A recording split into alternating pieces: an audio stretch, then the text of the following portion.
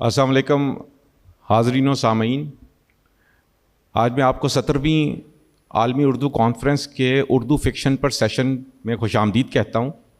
سب سے پہلے میں اپنے معزز مقررین کو دعوت دوں گا کہ وہ تشریف لائیں اسٹیج پر اور اسٹیج کو رونق بخشیں۔ سب سے پہلے انور سنرائی صاحب سے میں درخواست کروں گا، محمد حمید شاہد صاحب، اخلاق احمد صاحب، حفیظ خان صاحب، سید کاشف رضا اور اقبال خورشید صاحب۔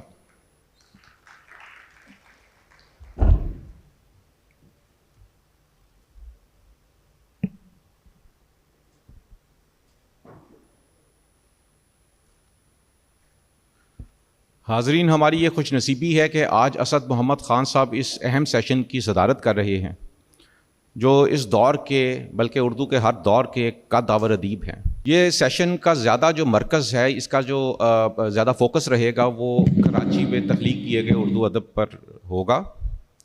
کراچی عروس البلاد، شہروں کی دلہن، روشنیوں کا شہر، ایک ایسا شہر جس کے قدم قدم پر علم و ادب کے چراغ روشن ہیں، ایک زندہ دھڑکتا ہوا شہر، زندگی اس کی رگوں میں دوڑتی ہے، ایک ایسا شہر جو پورے پاکستان کا دل ہے۔ آپ کراچی کے ادب کو دیکھیے، آپ کو پنجاب کے ادیب لاہور میں جو یا بہاولپور یا ملتان میں کسی بھی شہر میں وہاں سے تعلق رکھتے ہیں، اس میں آپ کو پنجاب کا رنگ نظر آئے گا۔ خیبر پختونخوا کے ادیبوں کے ہاں آپ کو زیادہ ادھر کی ثقافت کا رنگ نظر آئے گا۔ اسی طرح آپ کو بلوچستان کے ادیبوں کے ہاں بلوچستان کی ثقافت کا رنگ نظر آئے گا۔ سندھ کے اندرون سندھ کے ادیبوں کے ہاں آپ کو زیادہ سندھ کا رنگ نظر آئے گا۔ کراچی کے ادیب کے ہاں آپ کو ہر رنگ نظر آئے گا، تمام صوبوں کا رنگ نظر آئے گا۔ بھلے آپ اس میں خدا کی بستی کو دیکھیے، اس میں آپ جانگلوس کو دیکھیے، شوکت صدیقی صاحب پنجاب کی ثقافت کو لے کر آپ کو اس میں نظر آتے ہیں۔ حسن عسکری صاحب کو دیکھیے، بین الاقوامی جو ادب ہے، بین الاقوامی ثقافتوں کو روشناس کرواتے ہیں۔ آپ اس میں محمد خالد اختر صاحب کو دیکھیے، وہ بہاولپور اور اس کے علاوہ باقی پنجاب کی ثقافتوں کو یہاں پہ روشناس کرواتے ہیں۔ آپ آصف فرخی کو دیکھیے، وہ سندھ اندرون سندھ کے علاوہ کراچی کی ثقافت کو روشناس کراتے ہیں۔ تو اس میں آپ کو ہر رنگ نظر آئے گا۔ کراچی میں محمد خالد اختر جیسے بڑے ادیب، شوکت صدیقی جیسے بڑے افسانہ نگار، ناول نگار، یہاں پہ شکیل عادل زادہ اور معراج رسول جیسے پاپولر ادب کو تخلیق کرنے اور بین الاقوامی ادب کو تراجم کے ذریعے متعارف کروانے بڑے نام۔ مزاح نگاری میں دیکھیے تو ابن انشا اور مشتاق یوسفی آپ کو نظر آئیں گے۔ ادبی رسائل میں دیکھیے تو اجمل کمال صاحب کا آج، ڈاکٹر آصف فرخی کا دنیا زاد، اس کے علاوہ آپ کو مکالمہ، کولاج اور اجرا، یہ سارے رسائل یہاں پہ نظر آئیں گے۔ تو در حقیقت یہ شہر ایک گہوارہ ہے پورے پاکستان کی تمام تہذیبوں کا اور تمام ادب کا۔ میں حاضرین کے اور اپنے مقررین اور معزز مہمانوں کے درمیان زیادہ دیر حائل نہیں ہونا چاہتا۔ سب سے پہلے میں دعوت دوں گا حفیظ خان صاحب کو، جو ایک معروف اور ممتاز افسانہ نگار، ناول نگار، نقاد، محقق ہے، ڈرامہ نگار۔ ان کے بے شمار ڈرامے ریڈیو پہ نشر ہو چکے، کہ یہ اپنی محمد خالد اختر صاحب جو کہ بہاولپور سے جن کا بنیادی طور پہ تعلق تھا، اسی خطے سے تعلق تھا، ان کے سے اپنی منسلک یادوں کو ہم سے بانٹیں۔ محمد حفیظ خان صاحب، شکریہ۔ بہت شکریہ۔ 1981 میں جب محمد خالد اختر صاحب نئے وابڈا سے ریٹائر ہو کر لاہور سے بہاولپور پہنچے، جہاں ان کے والد صاحب کا گھر تھا اختر منزل، ان دنوں میں ریڈیو پاکستان بہاولپور سے وابستہ تھا، تو میں وہاں ڈرامہ لکھا کرتا تھا۔ ظہور نظر صاحب بھی وہاں ڈرامہ لکھا کرتے تھے۔ سجاد ترمذی صاحب ہمارے اسٹیشن ڈائریکٹر تھے، تو انہوں نے ہمارے ذمہ لگایا کہ سنجیدہ ڈرامہ بہت ہو چلا، اب ایسا کرتے ہیں کہ کچھ فکاہیہ یا جس میں طنز و مزاح ہو اس قسم کا اسکرپٹ لکھوایا جائے۔ تو آپ کہیں خالد اختر صاحب کو راضی کریں کہ وہ ہمیں ڈرامہ لکھ کر دیں. تو میں اور ظہور نظر صاحب وہاں پہنچے ان کے گھر. ایک دفعہ نہیں، 2 دفعہ نہیں، غالباً 5 یا 6 دفعہ مختلف اوقات میں. نہ تو میں نے انہیں ہنستا ہوا دیکھا، نہ انہوں نے کبھی کہکہا لگایا، نہ انہوں نے ایک جسے کہتے ہیں نا کہ بھرپور انداز میں مصافحہ کیا. ظہور نظر صاحب سے وہ بول لیتے تھے لیکن مسکرائے صرف ایک بار. میرے لیے یہ ایک اچنبھا تھا اور حیرت کی بات تھی کہ محمد خالد اختر جن کا شہرہ ہے اور شہرت ہے کہ وہ طنز و مزاح لکھتے ہیں، تو یہ کیسے لکھ لیتے ہوں گے. انہوں نے ڈرامہ یا کوئی فیچر لکھنے سے تو انکار کر دیا، معذرت چاہی کہ میں ریڈیو کے لیے ڈرامہ لکھنا یا فیچر لکھنا میرے اس میں نہیں آتا، بس میں نہیں آتا، اور ویسے میں اب ریٹائر ہو چکا ہوں. گو کہ اس کے بعد بھی وہ اس وقت ان کی عمر 60 برس تھی، تو وہ 82 برس کی عمر تک وہ جیے اور انہوں نے بہت کچھ لکھا. لیکن جو کچھ میں نے ان کے مزاج میں دیکھا وہ ان کی تحریروں کے بالکل برعکس تھا. تو آج میں نے یہ کیا کہ گفتگو کا آغاز محمد خالد اختر صاحب سے کیا جائے کہ جو کراچی میں بھی رہے، اور اس کے بارے میں جو کچھ لکھا ہوا میرے پاس ہے اسے میں شروع کرتا ہوں احمد ندیم قاسمی صاحب کی بات سے. قاسمی صاحب لکھتے ہیں کہ ایک صاحب محمد خالد اختر سے ملنا چاہتے تھے.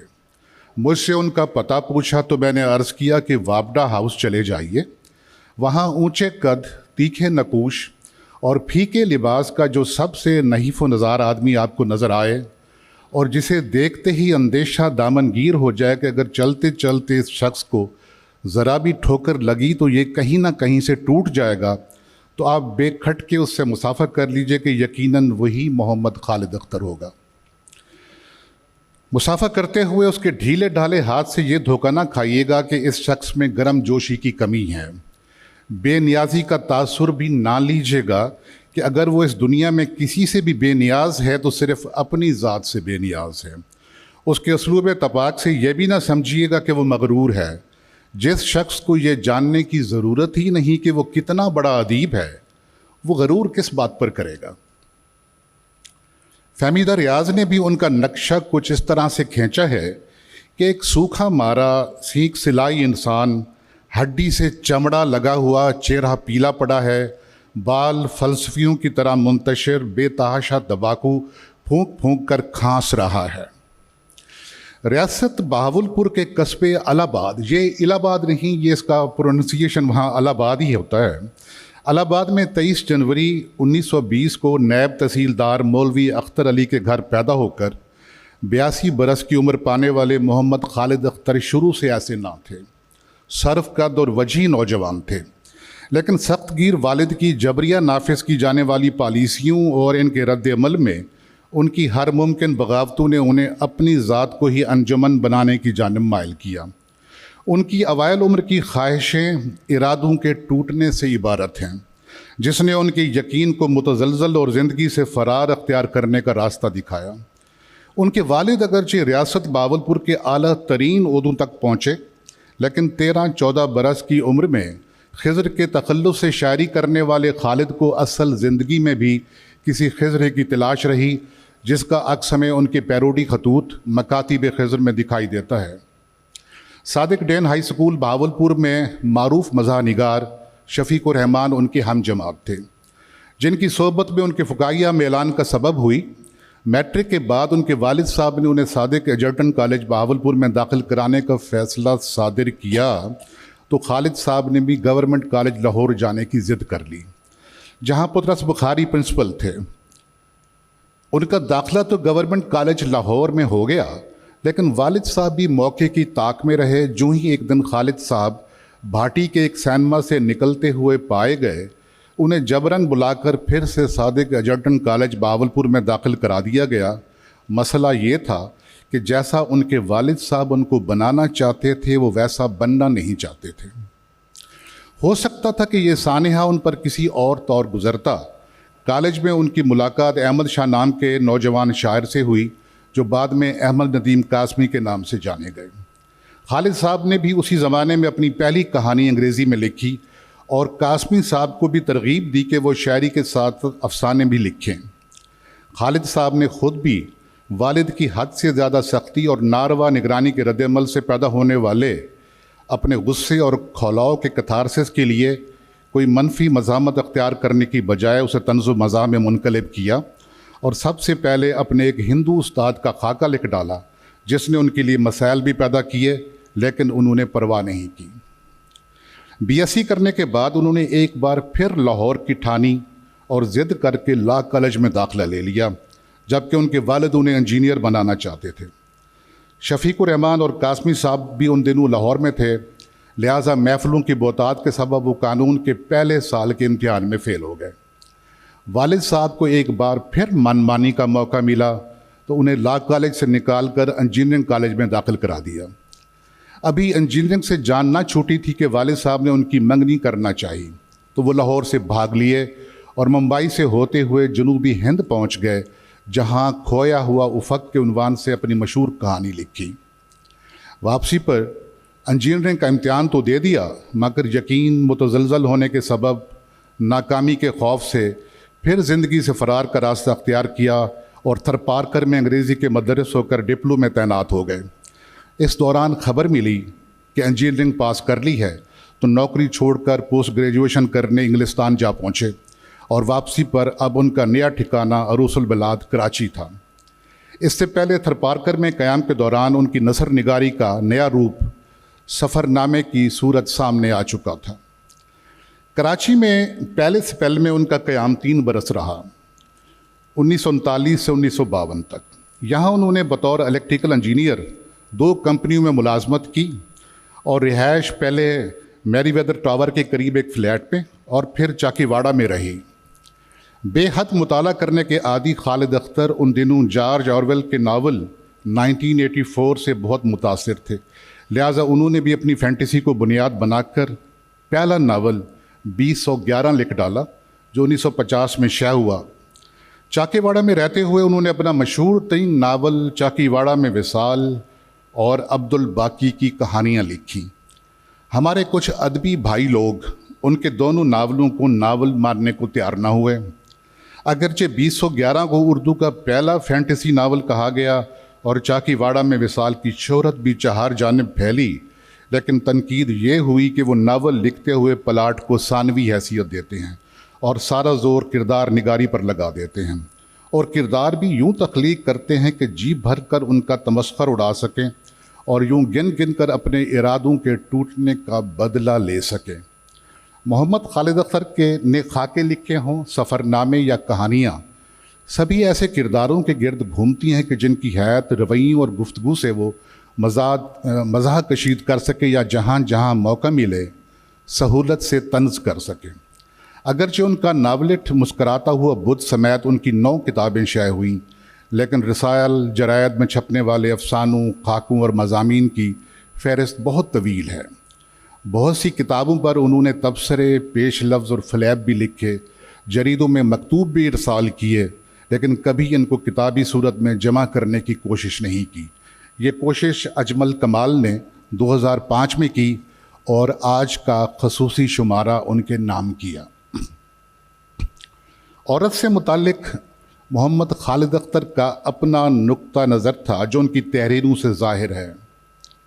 یہاں میں کوٹ میں وہ جملے کہنا چاہوں گا، لیکن ڈر رہا ہوں کہ خواتین کی اکثریت بیٹھی ہوئی ہے، وہ ناراض نہ ہو، اور اگر خواتین اقلیت میں بھی ہوتی تو شاید میں یہ لفظ نہ کہہ پاتا۔ وہ لکھتے ہیں کہ عورتیں اتنی خالی الذہن، اور آگے جو لفظ ہے پھر وہ میں نہیں کرتا، اور وہ ہوتی ہیں کہ جن کو جیتنے کے لیے اونچی فلسفی، ادبی ذوق یا شاندار گفتگو اور یوسفانہ نقوش کام نہیں دیتے۔ ان کی کسی مرد کو پسند عموماً اس مرد کے مونچھوں کو تھپکنے یا اس قسم کی کسی بیہودہ سی عادت پر منحصر ہوتی ہے۔ انہوں نے اپنی شادی کو بھی ہر ممکن طریقے سے لگ بھگ 40 برس کی عمر تک ٹالے رکھا، اور پھر کی بھی تو خاندان کے شدید دباؤ کے تحت۔ اندرو اندری انہیں ہر اس چیز سے نفرت تھی जो उनके वालिद की पसंद रही हो। वालिद के रवैये के बरक्स उन्होंने अपने बच्चों को हर मुमकिन आज़ादी दी, उनसे मोहब्बत की, लेकिन बेगम से कुछ ज़्यादा ना बन पाई। इसी सबब जब रिटायरमेंट के बाद वो लाहौर से बहावलपुर शिफ्ट हुए तो बेगम साहबा बच्चों के साथ कराची चली आईं।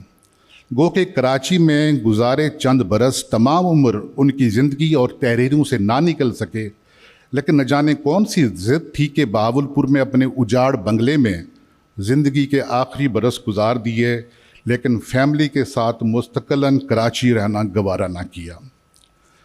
अशफाक अहमद बहावलपुर को, बहावलपुर के लोगों को, बहावलपुर के सहराओं को और उसकी डाचियों को इसलिए सलाम पेश करते हैं कि उन्होंने इतनी बड़ी शख्सियत को जन्म दिया और उसके बदले में ना तो किसी से कोई सिला मांगा और ना ही किसी को अपनी बर्तरी की छमके मार कर अपनी तरफ मुतवज्जे किया। लेकिन मैं कहता हूँ कि ऐ अरूसुल बिलाद, ऐ कराची, तुझे सलाम कि तूने मोहम्मद खालिद अख्तर को अपने चाकीवाड़ा में जगह देकर उसकी फ़िक्र को इस तरह महमेज़ किया कि वो 2011 और चाकीवाड़ा में विसाल लिख सके। मेरे नज़दीक उन्होंने ज़िंदगी भर जो भी लिखा वो कराची और कराची के चाकीवाड़ा में विसाल का तसलसल ही था। बहुत शुक्रिया।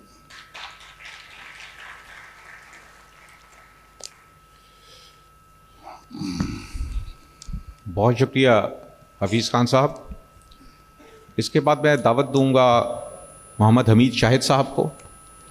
मोहम्मद हमीद शाहिद साहब पाकिस्तान के एक मुमताज़ दानिश्वर, अफसाना निगार, नावल निगार, मट्टी आदम खाती है जैसे शाहकार नावल के मुसन्निफ़, अहम अदीब और अदबी महाफ़िल के मदारुल महाम हैं। वो कुर्रतुल ऐन हैदर पे बात करना चाहेंगे, तो मैं उनसे दरख्वास्त करूँगा कि हमें अपने ख़यालात से मुस्तफ़ीद करें। बहुत शुक्रिया भाई। ये एक तस्वीर देखिए, 15 अगस्त 1947 को हिंदुस्तान आज़ाद हुआ, पाकिस्तान आज़ाद हुआ।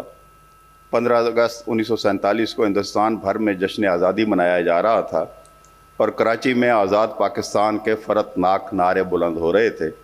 15 अगस्त 1947 को लाहौर जल रहा था और अमृतसर में हिंदू, मुस्लिम, सिख और अवाम फ़िरका वाराना फ़साद की हौलनाक लपेट में आ चुके थे। ये तस्वीर कृष्ण चंद्र ने अपने अफसाने अमृतसर आज़ादी के बाद की इब्तदाई सतूर में दिखाई। एक और अफसाने से एक और तस्वीर देखें। कोट, बड़े भैया ने कमर में हाथ डालकर उन्हें उठाया। मैंने उनके दोनों हाथ पकड़ लिए। उठते उठते उन्होंने बड़े भैया की और मेरी तरफ देखा। लेके रहेंगे पाकिस्तान। उनकी आवाज़ बहुत नईफ थी। अब और कितने दिन लगेंगे पाकिस्तान बनने में? उन्होंने पूछा। बन के रहेगा ना पाकिस्तान? उन्होंने कमज़ोर आवाज़ में एक बार फिर पूछा। वो बड़े भैया की और मेरी तरफ देख रहे थे। अब्बा जान की आंखें खुश्क थीं और टांगों से आंसू बह रहे थे। ये दूसरी तस्वीर आसिफ फ़रकी के अफसाने बन के में दिखाई गई, जो उन्होंने अप्रैल 2008 में लिखा था, और ये तस्वीर अभी तक ताज़ा है। कृष्ण चंद्र का 1947 में आज़ादी के फ़रतनाक नारे बुलंद करता कराची हो, या आसिफ फ़रकी के अफसाने के अब्बा जान का अभी तक ना बन चुकने वाला पाकिस्तान का कराची, इसकी अपनी एक तारीख़ है। 18वीं सदी से मौजूदा ऐद तक की मुफस्सल कहानी आज के अजमल कमाल ने कराची की कहानी के उन्वान से 2 जिल्दों में भाम कर दी है। ताहम उर्दू अफसाने और नावल की ऐसी तारीख़ जिसने बाकायदा उर्दू दुनिया की तवज्जो खींची, वो ज़माने तकसीम के बाद ही का है। जी, वही ज़माना जो मुक्तबस होने वाले मंजरनामों के दरमियान पड़ता है। इस ज़मानी पार्चे में कराची मुसलसल तब्दीलियों की ज़द में रहा है, और उर्दू फिक्शन के बाब में सबसे बड़ी और मौसर तब्दीली तो वही रही है जब तकसीम का ऐलान हुआ और हिंदुस्तान के कोने कोने से लिखने वाले यहाँ मुंतकिल होने लगे थे। इस नई आबादकारी ने कराची का नक्शा बदल कर रख दिया। इस बदले हुए कराची में उर्दू फिक्शन की तज़हीर होने लगी थी, और वो सारा आशोब भी इसका हिस्सा हो जाता है जिसको ये मेहरबान शहर झेलता रहा है। इस बाब की तफसील सैयद मज़र जमील ने अपनी किताब आशोब सिंध और उर्दू फिक्शन में मुहैया कर रखी है। कराची के फ़िक्शन लिखने वालों ने महज और सिर्फ कराची के आशोब ही को नहीं लिखा, اس انسانی المیہ کو بھی لکھا ہے جس کا مشاہدہ اور تجربہ ان کے حسی وجود کا حصہ تھا، اور وہ کہانیاں بھی لکھیں جو وہاں سے اٹھا لائے تھے جہاں سے ہجرت کی تھی۔ یوں زبان اور ادب کا ایک الگ سا ذائقہ ظہور میں آ رہا تھا، اور ایک خواب کے دیکھنے، اس کے ٹوٹنے، مڑ مڑ کر پیچھے دیکھنے اور تہذیبی اختلاط کی تصویریں مقامی تصویروں میں بہم ہو کر نئی صورت گری کر رہی تھیں۔ ابتدائی برسوں میں کراچی میں لکھے گئے اردو فکشن میں سندھ کا دئی پس منظر کم جگہ پاتا رہا ہے، تاہم اب اس جانب توجہ ہونے لگی ہے جس کراچی میں قرۃ العین حیدر قیام پاکستان کے وقت ہجرت کر کے آئی تھیں۔ اس شہر کی آبادی 2.5-3 لاکھ نفوس پر مشتمل تھی۔ ابتدا میں 6 لاکھ مہاجر کراچی آئے، اگلے 10 برسوں میں یہ 20 لاکھ ہو چکے تھے۔ اندرون ملک سے بھی روزگار کی تلاش میں انتقال آبادی کا سلسلہ چل نکلا تھا۔ پاکستان ٹوٹا تو ادھر سے بھی 1.5 لاکھ کے قریب اجڑے ہوئے لوگ اٹھ کر اس شہر میں بس گئے۔ یوں تب سے اب تک یہ آبادی کچھ ایسی بے ہنگم طور پر بڑھی کہ شہر مختلف سمتوں میں پھیلتا چلا گیا، حتیٰ کہ اس کا پھیلاؤ سمندر بھی نہیں روک سکا تھا۔ اس شہر کے مسائل بڑھتے چلے گئے اور اس کے اندر رہ کر فکشن نگاروں نے لکھا، کہیں فکشن کے بھید مہر نگاہ میں رکھ کر اور کہیں تند واقعات پر رد عمل اتنا شدید رہا کہ ان کا فیکشن ہو گیا۔ گویا آپ کہہ سکتے ہیں کہ کراچی کی ایک متوازی تاریخ اس کے ناول اور افسانے سے بھی مرتب کی جا سکتی ہے۔ ان سب کے درمیان قرۃ العین حیدر وہ فکشن نگار ہیں جنہوں نے جداگانہ شناخت پائی۔ لکھنا ان کے لیے مابعد طبیعتی عمل تھا اور اس کی متعدد سطحیں بنتی چلی گئی تھیں اور ہر سطح سے مختلف بصیرتیں کشید کی جاتی رہیں۔ ایسا کسی اور کا بخت نہ ہوا تھا۔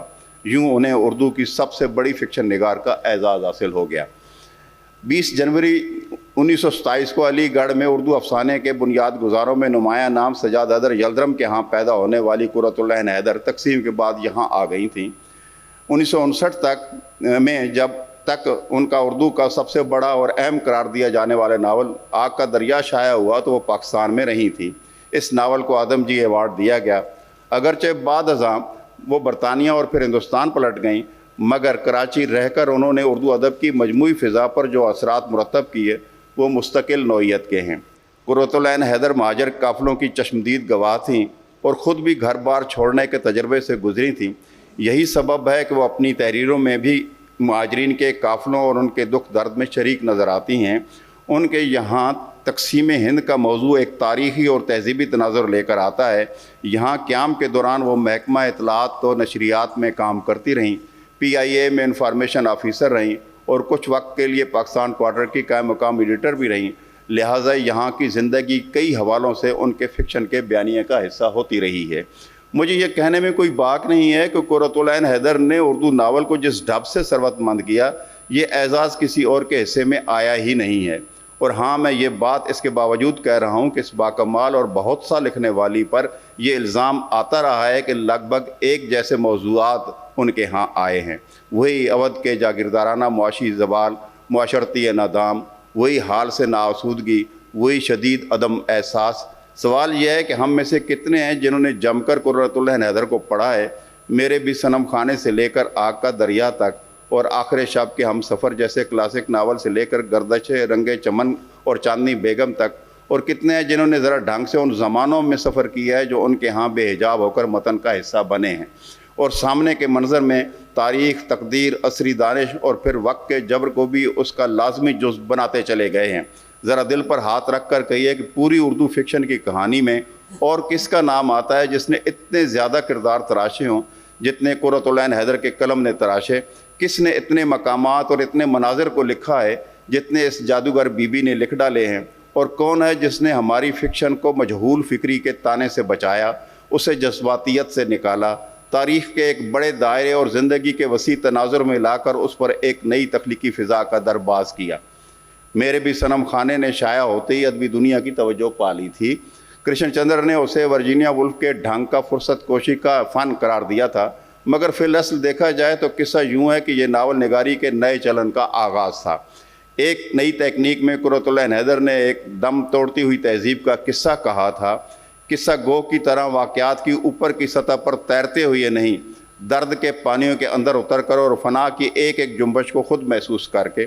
قرۃ العین حیدر کے لیے یہ سوال بہت اہمیت اختیار کر جاتا ہے کہ انسانی تہذیب جو صنم خانے صدیوں کی ریاضت سے تعمیر کرتی رہی ہے اپنے ذوق جمال کے عین مطابق، آخر ایسا کیوں ہوتا ہے کہ وقت، تاریخ یا پھر خود انسانی وجود کے اندر سے اٹھتا عدم تحفظ احساس کا سیلاب انہیں بہا کر لے جاتا ہے؟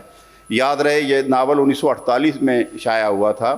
میں محسوس کرتا ہوں کہ قرۃ العین حیدر نے اس اعلیٰ سوسائٹی کو کہ جسے انہوں نے خود قریب سے دیکھا تھا، برتا اور پرکھا تھا، انہیں اس کے کھوکھلے پن کا شدت سے احساس تھا۔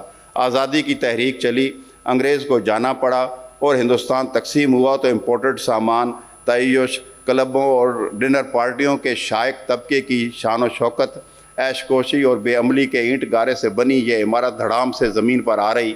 ہمارے ہاں کے کچھ لکھنے والوں کو اب بھی اسی طبقہ اشرافیہ کے اچھے وقتوں کی اجلی تصویریں اتنی شدت سے یاد آتی ہیں کہ انہیں ناسٹیلجیا کے مرض میں مبتلا کر گئی ہیں۔ تاہم یہ ماننا پڑتا ہے کہ قرۃ العین حیدر نے سفینہ غم دل کے بعد اور بطور خاص اپنے شاہکار تسلیم کیے جانے والے ناول آگ کا دریا تک آتے آتے ناسٹیلجیا کو اندھا کر رکھ دیا تھا۔ تسلیم کیا جانا چاہیے کہ ان تینوں ناولوں کا انسان وقت کے مقابل آیا اور بے بس ہوا۔ تینوں میں تہذیب کی امی جمی یا کھاڑ پچھاڑ سے دوچار ہوئی، جس سے مستقل وابستگی کچھ کے ہاں احساس کی سطح پر سب سے بڑا اثاثہ بن گیا ہے، اور اس بات کا شدت سے احتجاج بھی کہ وقت ان بظاہر چمکتے دمکتے مظاہر کو روند کر آگے کیوں بڑھ آیا ہے، وہیں ٹھٹک کر اور ٹھہر کیوں نہیں گیا۔ قرۃ العین حیدر کا تہذیبی شعور اتنا اڑیل اور جامد نہیں تھا۔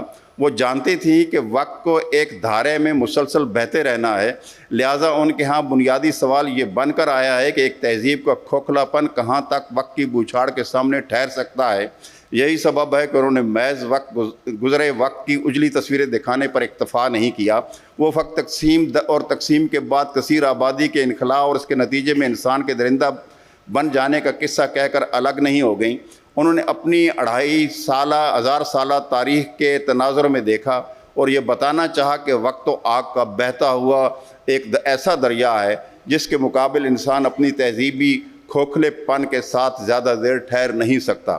بے فیض علمیت، مجہول ذہانت اور لمحاتی تسکین کو وطیرہ کرنے والوں کو بہت جلد آگ کے اس دریا کا رزق ہو جانا ہوتا ہے۔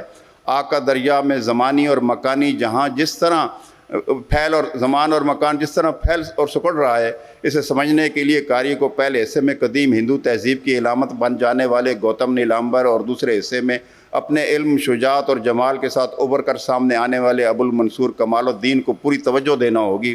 تیسرے حصے کی کہانی کا ماحول وہی ہے جس سے قرۃ العین حیدر کا قاری اس کے گزشتہ ناولوں سے مانوس ہوتا چلا آ رہا ہے۔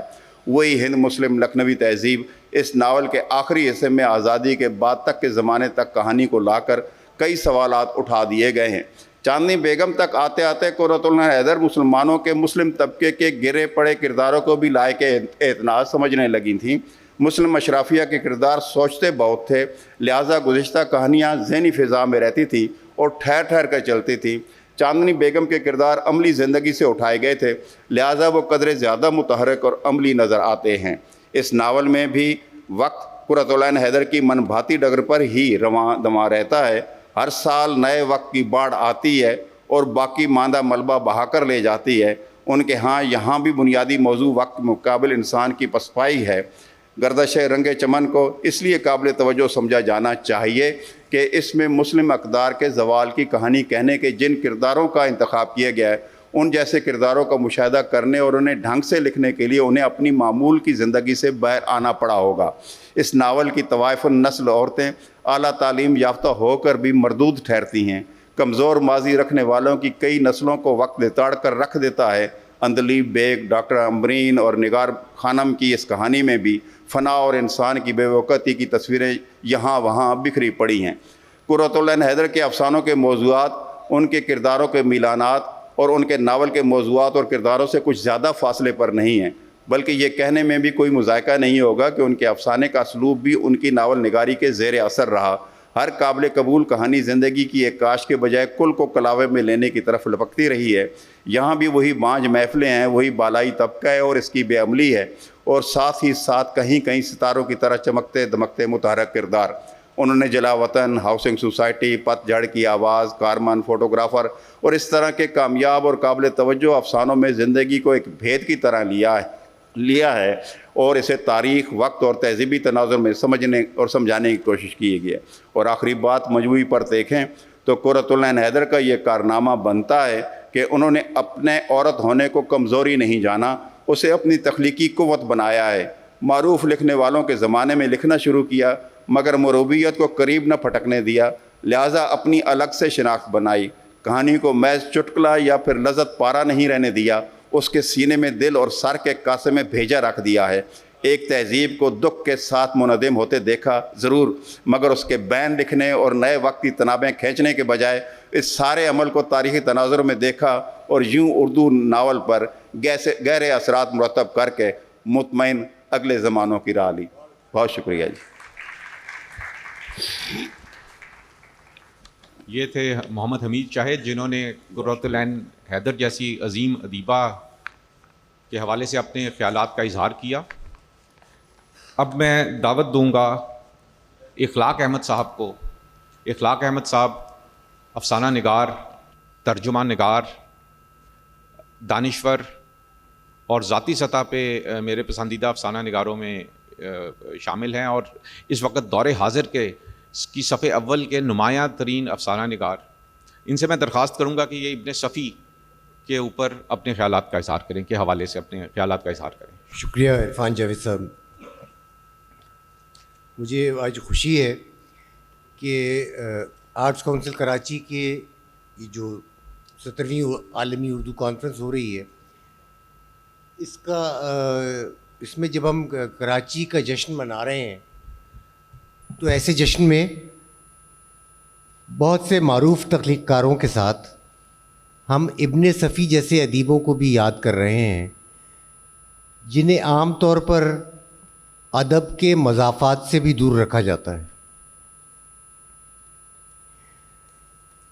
یہ شاید 1965 کی بات ہے۔ ہم لاہور کے علاقے دھرمپورہ میں رہتے تھے۔ میرے بڑے بھائی احمد اقبال ان دنوں ایک سرکاری محکمے سے وابستہ تھے۔ اس محکمے میں لائبریری قائم کرنے کی ذمہ داری بھائی جان کو سونپی گئی تو چند دنوں کے لیے ہمارے گھر میں کتابوں کا ڈھیر لگ گیا۔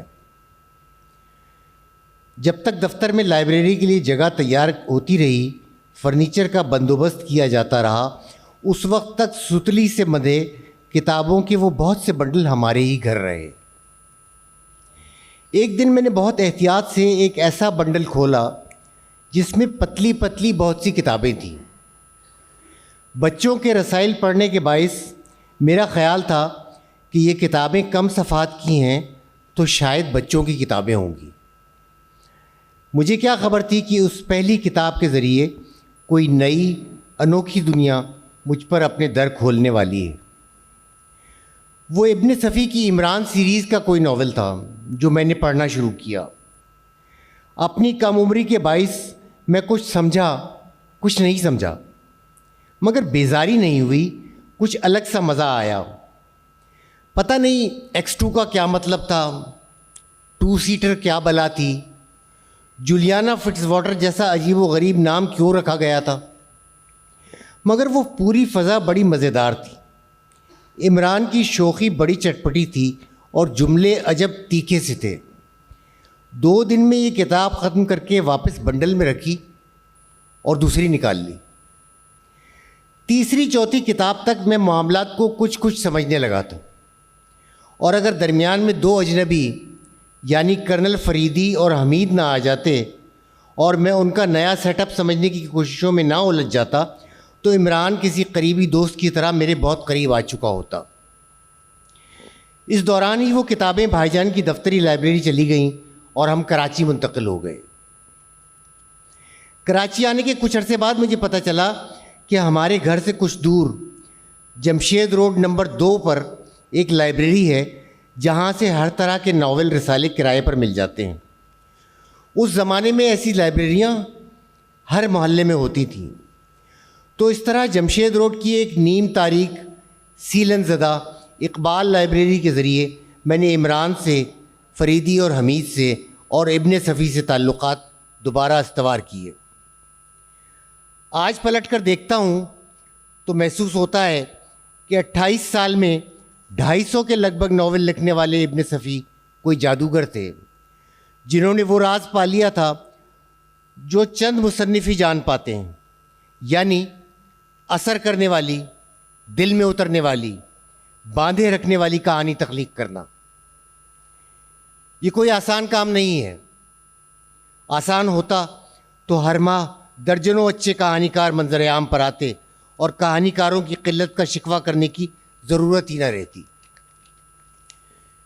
ابن صفی کی مقبولیت کے زمانے کا احوال آج بیان کریں تو شاید اس پر مبالغے کا گمان ہو، مگر میں نے اپنی نوعمری میں ان کے نئے ناول کی آمد کے اعلان سے پیدا ہونے والا عوامی جوش و خروش دیکھا ہے۔ میں نے کراچی کے ریگل چوک پر ان کے ناولوں کے اجرا پر بےتاب قارئین کی قطاریں دیکھی ہیں، اور میں محلہ محلہ قائم لائبریریوں میں ان کا نیا ناول کرائے پر حاصل کر کے پڑھنے کے خواہشمندوں کی لڑائیوں کا شاہد ہوں۔ عوامی سطح پر تیز رفتار فروخت کے یہ مناظر میں نے صرف 2 مطبوعات کے لیے ہی دیکھے، ابن صفی کے ناول یا پھر سبرنگ کے تازہ شمارے کی آمد۔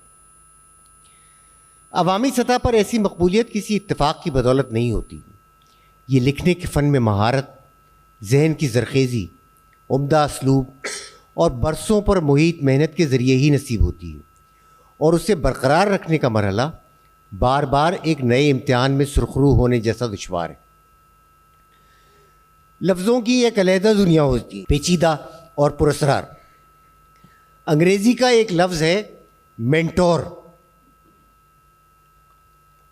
اردو میں اسے اتالیق یا رہنما یا استاد وغیرہ کہا جاتا ہے۔ انگریزی میں اس کا مفہوم تجربہ کار اور قابل بھروسہ مشیر یا تربیت کار وغیرہ بتایا جاتا ہے، لیکن میرا خیال ہے کہ اس لفظ کا اصل مفہوم شاید اس سے بھی سوا ہے۔ کہنا میں یہ چاہتا ہوں کہ ابن صفی ایک مینٹور تھے، ایک غیبی مینٹور۔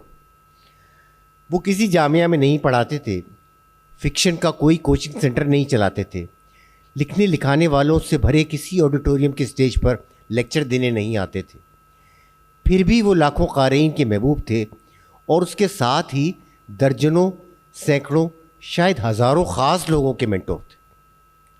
ان لوگوں کے مینٹور جنہوں نے بعد میں فکشن کا رخ کیا، ناول اور افسانے لکھے، تخلیقی سرگرمیوں میں مصروف رہے، نامور ہوئے۔ ادب میں ایک ایسا طبقہ موجود ہے، شاید ہمیشہ موجود رہا ہے، جو کسی بھی تخلیق کار کا مقام اور مرتبہ طے کرنے کا اختیار اپنے پاس رکھنے کا آرزومند رہتا ہے۔ ان میں روایتی مبصرین بھی شامل ہیں، تنقید نگار بھی، اور بعض اوقات خود لکھنے والے بھی۔ یہ ادب کا بادشاہ گر طبقہ ہے۔ سوئے ابن صفی پر ہی کیا موقوف ہے، اس طبقے نے آہستہ آہستہ سب کچھ مسترد کرنا شروع کر دیا ہے۔ کرشن چندر بھی، ممتاز مفتی بھی، اے حمید بھی، اور نہ جانے کون کون۔ استرداد کی تلوار ہے جو اندھا دھند چلائی جاتی ہے، یہ سوچے بغیر کہ ادب میں کسی کے اچھا یا کم اچھا ہونے، معیاری یا اوسط درجے کا ہونے کے بارے میں اصل فیصلہ وقت کرتا ہے۔ جس دیے میں جان ہوتی ہے وہی دیا رہ جاتا ہے، باقی سب وقت کے غبار میں گم ہو جاتا ہے۔ سو اگر آج ابن صفی کا نام ان کے رخصت ہونے کے 44 سال بعد بھی زندہ ہے تو سمجھ لینا چاہیے کہ رد و قبول کے جو پیمانے ان ماہرین نے ایجاد کیے تھے وہ بہت زیادہ قابل اعتبار نہیں تھے۔ ادب اور غیر ادب کی بحث میں پڑے بغیر، تعصب کی کوئی اینک لگائے بغیر ابن صفی کی زندگی کے سارے کام کو دیکھا جائے تو چند باتیں سامنے آتی ہیں۔ پہلی یہ کہ وہ کہانی کی بنت کے ماہر تھے، غیر معمولی ماہر۔ انہوں نے سراسر فینٹیسی کی 2 دنیایں تخلیق کی اور ان دنیاؤں کو پڑھنے والوں کے لیے قابل یقین بنا دیا۔ اتنا قابل یقین بنایا کہ لوگ ان خالص تخیلاتی کہانیوں سے عشق کرنے لگے۔ انہوں نے دوسرا بہت اہم کام یہ کیا کہ اردو فکشن کے بے شمار قاری پیدا کیے اور اردو زبان کو ایک نئے ڈھنگ سے فروغ دیا۔ کسی بھی زبان کو فروغ دینے، عوامی سطح پر لوگوں کو زبان کی تعلیم دینے اور باریکیاں سمجھانے کے لیے دل موہ لینے والے فکشن سے بڑا ہتھیار آج تک ایجاد نہیں ہو سکا۔ ابن صفی کا تیسرا کارنامہ وہ ہے جس کا آج بھی کشادہ دلی سے اعتراف نہیں کیا جاتا۔ اس کے بارے میں کل ہی حفیظ خان صاحب سے بھی بات ہو رہی تھی. انہوں نے ایسے لوگوں میں کہانی لکھنے کی تڑپ پیدا کی جن میں تخلیق کی کوئی نہ کوئی چنگاری موجود تھی. اچھا مصنف اپنے فن کے ذریعے نئے مصنف پیدا کرتا ہے. ابن صفی نے 2 طرح کے مصنفین پیدا کیے. ایک تو وہ جنہوں نے دیکھا دیکھی اپنی ہی عمران سیریز اور جاسوسی دنیا سیریز لکھنا شروع کی، جن کے کردار بھی وہی ابن صفی والے تھے، مہم جوئی ذرا مختلف تھی. یہ ناول بھی ان لوگوں میں خوب مقبول ہوئے جو ابن صفی کے ناول چاٹ چکے تھے، مگر ہر مہینے اسی فضا میں لکھے گئے مزید 2-4 ناول پڑھنا چاہتے تھے. کچھ لوگوں نے ابن صفی کے ناولوں سے ملتے جلتے ناول بھی لکھے جن میں بالکل نئے کردار تھے. لیکن اس کے ساتھ ہی ابن صفی نے ایسے کہانی کار بھی پیدا کیے جنہوں نے اپنے لیے جاسوسی ادب یا سری ادب سے مختلف راہ منتخب کی. ان لوگوں نے ابن صفی کی تحریروں سے تربیت حاصل کرنے کے بعد عام زندگی کے افسانوں کی جانب، ناولوں کی جانب، فکشن کی تعدد نگاہ پہلی دنیا کی جانب رخ کیا اور پھر زندگی بھر یہی قیام کا فیصلہ کیا. صفی ایک جینوئن ادیب تھے. انہوں نے اپنی زندگی میں ہی پوری فراغ دلی سے اعتراف کیا کہ ان کے 8 ناولوں کے مرکزی خیال مستعار لیے گئے ہیں، جبکہ باقی تمام ناول تبازات. ادب میں اور ادیبوں میں ابن صفی کا مقام کیا ہے، اس کے لیے صرف 2-3 باتیں بیان کر دیتا ہوں. شمس الرحمن فاروقی ابن صفی کی مشہور جاسوسی دنیا سیریز کے 4 ناولوں کا ترجمہ کر چکے ہیں. معروف فکشن نگار خالد جاوید کہہ چکے ہیں کہ ابن صفی کی تحریریں دراصل ایک مہا بیانیہ ہیں جو 28 برس تک لگاتار شائع ہوتی رہی. پروفیسر ابو الخیر کشفی نے لکھا، یہ سب سے مزے کی چیز، کوٹ: میں نے کبھی ابن صفی کے ناولوں کو کتابوں کے درمیان چھپا کر نہیں رکھا. ہمارے انٹلیکچوئل اسے ایک سب سٹینڈرڈ مواد گردانتے ہیں، لیکن ان میں سے کوئی ابن صفی کے تخلیقی ذہن کا مقابلہ نہیں کر سکتا. کوئی مجھ سے پوچھتا ہے کہ آپ ابن صفی کے ناول کیوں پڑھتے ہیں، تو میں جواب دیتا ہوں کیونکہ ابن صفی ہمارے کئی ناول نگاروں سے بہتر زبان لکھتے ہیں. جب محمد حسن عسکری نے یہ شکایت کی کہ اردو نثر کا فن زوال پذیر ہے اور کوئی اچھی زبان نہیں لکھ رہا ہے، تو میں نے انہیں ابن صفی کی جاسوسی دنیا کا ایک ناول پڑھنے کو دیا. اس کے بعد وہ ہر ماہ پوچھتے تھے کہ کشفی صاحب ابن صفی کا نیا ناول آ گیا، ان کوٹ. کم لوگ ہوتے ہیں جو اپنی زندگی میں ایسی کامیابی، ایسی مقبولیت حاصل کریں کہ انہیں پورے اعتماد کے ساتھ لیجنڈ کہا جا سکے. ابن صفی انہی گنے چنے چند لوگوں میں سے ایک تھے. شکریہ. ابھی اخلاق احمد صاحب بات کر رہے تھے ابن صفی کے اوپر. ہم نے اس سیشن میں کوشش کی کہ قرۃ العین حیدر، جن کو ادب عالیہ میں اعلیٰ ترین مقام حاصل ہے، ان کے علاوہ ابن صفی جو پاپولر ادب میں بڑا نام ہے، ان تک ہر قسم کے جو ادیب ہیں ان پہ خامہ فرسائی اور خیالات کے اظہار کے لیے اپنے معزز جو ادیب ہیں ان کو دعوت دیں. 4 درویش اور ایک کچھوا جیسے شاندار ناول کے خالق، ایک ممتاز شاعر، بہترین فکشن نگار سید کاشف رضا. سید کاشف رضا شاعری اور فکشن نگاری کے علاوہ ابھی ان کے زیر تصنیف 2 اور نثری کتب ہیں. یہ ان کے تراجم آج جیسے عمدہ رسائل موقر جرائد میں شائع ہو چکے. ان سے ہم درخواست کریں گے کہ وہ محمد خالد اختر، شوکت صدیقی اور صغیر ملال کے افسانوں پہ اظہار خیال کریں. سید کاشف رضا. بہت شکریہ عرفان جاوید صاحب. ہم اس سیشن میں بات کر رہے ہیں کراچی شہر کے ادیبوں کی. تو شہر سے وابستگی اگر کسی ادیب کی دیکھنی ہو تو 2 حوالوں سے خاص طور پر دیکھی جا سکتی ہے. ایک یہ کہ اس ادیب کے ہاں اس شہر کی مکانیت کیسی نظر آتی ہے، یعنی اس شہر کے علاقے، اس کا ماحول، اس کی بو باس کیسی نظر آتی ہے.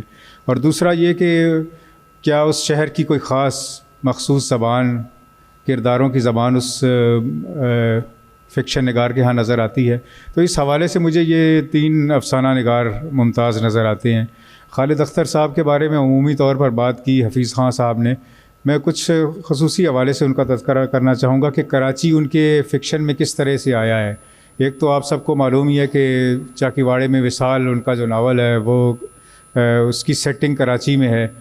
تو اس کے اندر ہمیں جو کردار نظر آتے ہیں وہ اس لیاری کے اس خاص علاقے کے نظر آتے ہیں, اور وہ علاقہ جو ہے وہ اس ناول میں خود بھی ایک کردار کے طور پر نظر آتا ہے. یعنی کہ اگر وہ کردار کسی اور علاقے میں ہوتے, اول تو ہو ہی نہیں سکتے تھے, وہ ان کرداروں کو آپ اٹھا کے بہاولپور لے جائیں یا کسی اور علاقے میں لے جائیں تو وہ اس علاقے میں نہیں ہوں گے, یہ اس علاقے سے ان کی جڑت نہیں بنے گی. جبکہ ان کے اس ناول میں چاکی واڑہ میں وصال میں وہ اس زمین سے اگے ہوئے نظر آتے ہیں, اس شہر میں اس کی دیواریں ان سے باتیں کرتی ہوئی نظر آتی ہیں. اسی طرح ان کے اور بھی افسانے ہیں, جیسے مسکراتا ہوا بدھ ہے, اس میں آپ کو خاص طور پر صدر کا علاقہ جو ہے وہ نظر آئے گا, جو 50s کے علاقے میں صدر کا علاقہ تھا, ایلفنسٹن اسٹریٹ, زیب النساء اسٹریٹ, جہاں جو کیفیز تھے وہاں وہ بیٹھا کرتے تھے. جو دو کردار ہیں چچا اور بھتیجا کے جو کردار ہیں, مسکراتا ہوا بدھ میں بھی ہیں, بعد میں انہوں نے انہیں چچا عبد الباقی میں بھی استعمال کیا. تو وہ جو بھتیجے کا کردار ہے اس میں ان کی اپنی ذات ہے, یعنی کہ اپنی ذات کو مذاق کا نشانہ بنانے کی ان میں بڑی ہمت اور طاقت تھی. تو یہ دونوں جو ہیں کراچی کی سڑکوں پر گھومتے پھرتے ہیں. چچا عبد الباقی کی اور کہانیاں ہیں, زیبرا اسکیم ہے, اس میں بھی جو زیبرے چلتے ہیں وہ کراچی کی سڑکوں پر چلتے ہیں. تو اگر کوئی شخص کراچی کی پرانی تاریخ جاننا چاہے, کراچی کی پرانا کلچر, اس کی کراچی کی پرانی بو باس جاننا چاہے تو خالد اختر صاحب کا جو فکشن ہے وہ اس کے لیے رہنما ہو سکتا ہے. تو خالد اختر صاحب اپنے فکشن میں مکانیت پہ بہت زیادہ توجہ دیتے تھے. ان کے جو دیگر افسانے بھی ہیں جن میں انہوں نے کراچی کے علاوہ جو دیگر علاقے ہیں ان کے اوپر جو افسانے لکھے ہیں ان میں بھی آپ کو بڑی وہ ملے گی. جس بھی سیٹنگ میں انہوں نے افسانہ لکھا اس سیٹنگ کو ہمارے ذہن میں ہمیشہ کے لیے نقش کر دیا. جیسے فرسٹ ہی ان کا ایک افسانہ ہے, اس میں فرسٹ ایئر کا ایک طالب علم ہے, وہ گورنمنٹ کالج لاہور میں جاتا ہے, تو پورا گورنمنٹ کالج, اس کی عمارتیں وہ ساری آپ کو نظر آ جائیں گی. ایک ان کا طریقہ بھی ہے کہ جب کسی کردار کو انٹروڈیوس کرتے ہیں اور جب کسی مقام کو انٹروڈیوس کرتے ہیں تو اس کے بارے میں بھی بہت کچھ بتاتے ہیں.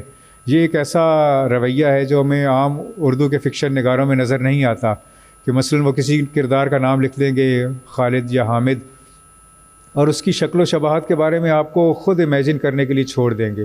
جبکہ خالد اختر صاحب جو ہے اس کا پورا ناک نقشہ کھینچتے ہیں. جس مقام کے بارے میں بتا رہے ہوں اس کا پورا ناک نقشہ کھینچتے ہیں. مثلاً گورنمنٹ کالج کا جو ذکر ہے فرسٹی میں, اس میں گورنمنٹ کالج کی جو طرز تعمیر ہے اس کا ذکر ہے, کیسے بنایا گیا ہے, کیسے اس کے مخصوص اس کا ڈیزائن ہے, اس کا ذکر ہے. اسی طرح جب انہوں نے وہ مٹھی گئے تو اس میں وہاں ماسٹر بنے, ہیڈ اسکول ٹیچر, تو وہاں انہوں نے مٹھی کا لائسنشیٹ لکھا, اس میں بھی آپ کو مٹھی کی مکانیت نظر آئے گی. اسی طرح کراچی کی مکانیت آپ کو ناولوں کے علاوہ ان کے ایک افسانہ ہے لالٹین, اس میں نظر آئے گی, کراچی ہاربر میں نظر آئے گی. تو یہ ایک شہر میں کوئی بھی افسانہ نگار افسانہ لکھ سکتا ہے.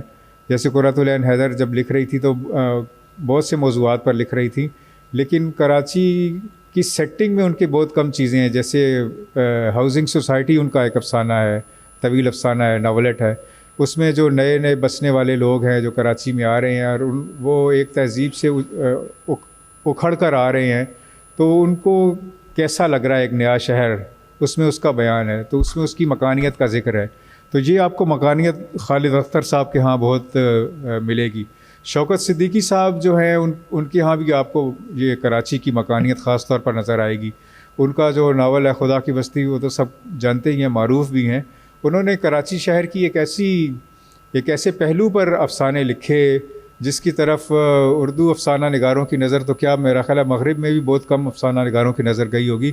وہ ہے کہ ایک شہر رات کو کیسا دکھتا ہے. تو ان کا پورا ایک مجموعہ ہے, وہ کراچی کی نائٹ لائف کے بارے میں ہے. اس میں خاص طور پر ایک افسانہ ہے راتوں کا شہر. اس میں ایک آدمی جو ہے وہ رات کو باہر نکلتا ہے اور ریگل کے قریب, ابھی بھی وہ موجود ہے, ریگل چوک میں آپ جائیں تو وہاں بینچ بنے ہوئے ہیں. تو وہ بینچ, یہ نہیں مجھے معلوم کہ وہ جو پرٹیکولر بینچ ہیں وہ 50 سال پرانے ہیں کہ نہیں, 70 سال پرانے ہیں کہ نہیں, لیکن وہ وہیں پر اس کی ملاقات ایک غنڈے سے, ایک چور سے ہوتی ہے. اور وہ چور ساری رات ان کو لے کر گھومتا ہے. تو وہ ایک کلائڈوسکوپ ہے جس کی مدد سے ہم پورا کراچی کا رات کا منظر دیکھ سکتے ہیں. اس کے علاوہ بھی ان کے جو کردار ہیں وہ اشرافیہ سے تعلق نہیں رکھتے. ان کو جرم کی نفسیات سے خاص طور پر بہت دلچسپی تھی شوکت صدیقی کی، جو ہمیں جانگلوس میں بھی دیکھا، خدا کی بستی میں بھی دیکھا. وہ جو جرائم پیشہ لوگ ہیں، جرائم پیشہ کردار ہیں، جن کو جرائم پیشہ کہتے ہیں لوگ، وہ رات میں ان کا رویہ کیا ہوتا ہے وہ آپ کو ان افسانوں میں نظر آئے گا. صغیر ملال اسی طرح ہیں، ان کے افسانے مختلف طرح کے ہیں. ان کے افسانوں میں مکانیت کا تجربہ اس طرح نہیں ملتا جس طرح خالد اختر صاحب کے ہاں ہے یا شوکت صدیقی کے ہاں ہے. لیکن ایک چیز ہے جو بہت کم لوگوں کو معلوم ہے کہ صغیر ملال پیدا کراچی میں نہیں ہوئے تھے، وہ راولپنڈی یا پہاڑی علاقے میں پیدا ہوئے تھے. تو اس کا لوکیل بھی ان کے ہاں نظر آتا ہے. جیسے ان کا ایک نسبتاً طویل افسانہ ہے، ویسے تو وہ بہت ہی مختصر افسانے لکھتے تھے. ایک نسبتاً طویل افسانہ ہے بکری کا بچہ. تو اس میں ایک پہاڑی علاقہ اور اس میں شکار اور اس میں گاڑی کے گرنے اور اس طرح کی چیزوں کا تذکرہ ہے. خاص طور پر جو صغیر ملال کے ہاں مجھے جو چیز نظر آئی وہ زبان کا بڑا تخلیقی استعمال ہے کہ ایک چیز ہے اس کو سیدھے طریقے سے لکھا جا سکتا ہے لیکن وہ اس کو تخلیقی طریقے سے کیسے لکھتے ہیں. تو یہ چیز آپ کو ان کے ہاں نظر آئے گی. پھر یہ کہ کراچی جو ہے وہ سمندر کے کنارے ایک شہر ہے، تو اس کا جو تجربہ ہے سٹی بائی دا سی ہونے کا وہ بہت کم فکشن نگاروں کے ہاں آیا ہے. تو جہاں پر جو عالمی ادب ہے اس کا بھی اس کی چیزیں بھی پہلے پہنچتی ہیں، جو اجمل کمال اور ان کے رسالے میں بھی شائع ہوتی رہی ہیں. ان دو چیزوں سے بھی بڑے وہ صغیر ملال کے ہمیں نظر آتا ہے. سمندر نظر آتا ہے، جو عالمی تجربات ہیں وہ نظر آتے ہیں. تو سمندر سے مجھے یاد ہے کہ جو کراچی کا سٹی بائی دا سی ہونے کا تجربہ ہے اسے بہت کم لوگوں نے لکھا ہے.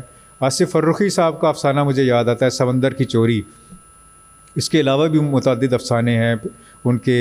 اور 90s میں جو کراچی کا آشوب تھا اس کے اوپر ان کی 2 کتابیں ہیں.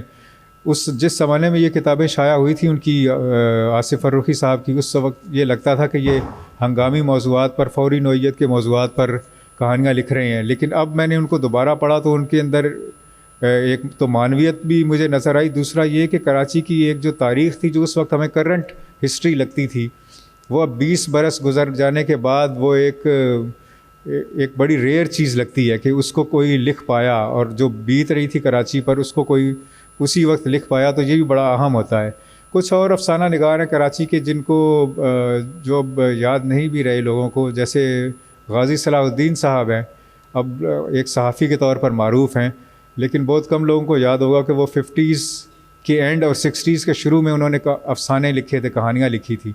مجھے حال ہی میں ان کے افسانے پڑھنے کا موقع ملا اور ان کا ایک ناولٹ ایک محبت کی کہانی، اس کے اندر بھی کراچی پورا آپ کو جیتا جاگتا محسوس ہوگا. PCHS کی گلیاں آپ کو نظر آئیں گی، کلفٹن کا ساحل نظر آئے گا جہاں پر یہ سی ویو اور کلفٹن اس وقت نہیں ہوتا تھا بلکہ 3 تلوار تک کے آگے کوئی آبادی نہیں تھی. اور 3 تلوار کے قریب جو ہے وہ ڈرائیونگ سکھانے کا لوگ ڈرائیونگ سیکھنے جاتے تھے، مطلب کھلا میدان ہوتا تھا وہاں وہ ڈرائیونگ کرتے تھے. اور ایک غازی صاحب تو نہیں، ان کا جو کردار ہے وہ وہاں ڈرائیونگ کرتا تھا اور وہ ڈیٹنگ بھی کرتا تھا، ایک ڈیٹنگ پوائنٹ بھی تھا. PCHS کی گلیوں میں بھی وہ ڈیٹنگ کرتے تھے. اور صدر کے علاقے میں بھی، کراچی کا ایئرپورٹ نیا بنا تھا وہاں اس کے بارے میں افسانہ ہے غازی صلاح الدین صاحب کا. کراچی کے سمندر کی آوارہ گردی پر افسانہ ہے. یہ ایسی چیزیں ہیں جو بہت کم لوگوں کے علم میں ہیں. تو ان لوگوں کا میں تذکرہ کر رہا ہوں جن کے ہاں کراچی کی مکانیت خاص طور پر نظر آتی ہے. کچھ اور افسانہ نگار بھی ہیں، ویسے تو بہت سے افسانہ نگار ہیں، ان سب کا تذکرہ نہیں ہو سکے گا. رحمان نشاط صاحب ہمارے سامنے موجود ہیں، بیٹھے ہیں، اور بہت سے ہیں. رفاقت حیات نے ایک افسانہ لکھا تھا 80s کے زمانے میں، جو کرفیو کراچی کے شہر میں لگ جاتا تھا، تو اس کو بہت کم لوگوں نے اس کو افسانے کا، فکشن کا موضوع بنایا ہوگا. وہ ایک بڑا بھرپور افسانہ ہے.